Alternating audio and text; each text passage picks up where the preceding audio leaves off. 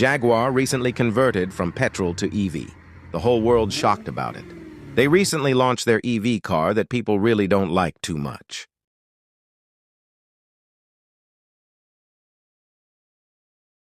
And daily whole old post and change logo. Jaguar is iconic luxury brand what they are thinking. They two brothers start the company, William Lyons and William Walmsley. The journey start to manufacture a bike sidecar. Yes, a bike sidecar. They are really good in building sidecar. In just years, they had own employees in a big factory. Then they think to make coach buildings, which used in cars' body parts. Then they make Austin cars. They sail their 175 pounds. They succeeded in Austin cars. Then they make 3 models cars. The car is called SS1, which really successful car. This design loved by people because feeling luxurious. They said to hell with sidecars and dropped it from the company name. But that didn't sit right with Billy too, William Walmsley. Walmsley had been building sidecars since he was a teenager in his dad's garage. Just making car is not his vision. So he said to him, leave this company, and bought this company. So Lyons brought in outside shareholders to buy Walmsley's half of the company and changed their company name SS Car Limited. And in 1936, this new company made an entirely new model, the 1936 SS Jaguar, 102 HP and 6 cylinders. And then because some reasons they changed their co-map, and because some Germans reasons. And here they Jaguar start the name Jaguar Limited. And their first car under the new name certainly lived up to that, the Jaguar XK120, or 20 speed.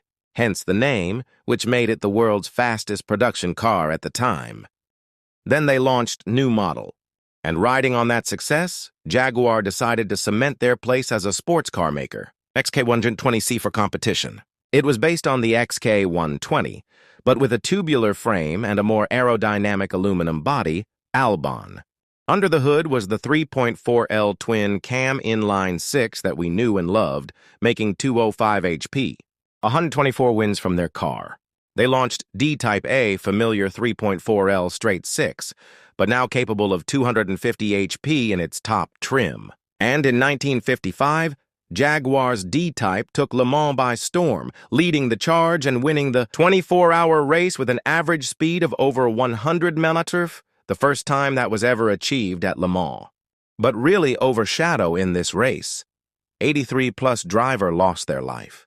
The biggest tragedy in racing history. The E-Type was the grand tourer of the lineup and came not only as a striking Paul Walker riding code. It was also fast, thanks to a newish 3.8L inline 6, reaching 150 mph 0 to 60 under 7 seconds bone.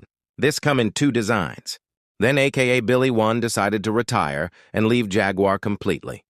Lyons leave, then it come with downfalls. Despite all their best efforts, British Leyland was on its way to bankruptcy. They replace all their facilities, a series of tasks that would cost the British taxpayers £1.26 billion.